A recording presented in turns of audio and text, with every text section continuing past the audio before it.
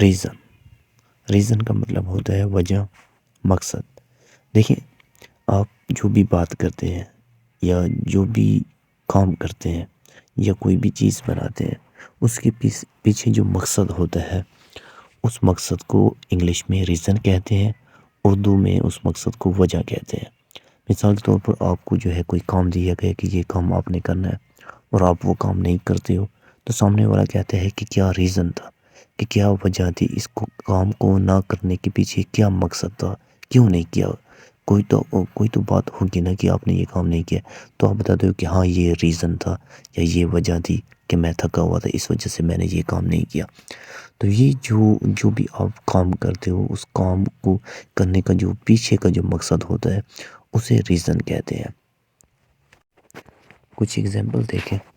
The reason I am going to the office is that I have an important meeting۔ کہ میرے office جانے کی وجہ یہ ہے کہ میری ایک امپورٹنٹ میٹنگ ہے۔ دوسری ایگزامپل دیکھیں۔ He didn't do his work because he was sick۔ اس نے اپنا کام نہیں کیا۔ ابھی آپ وجہ بتاؤ گے کہ وجہ یہ ہے کہ وہ بیمار تھا۔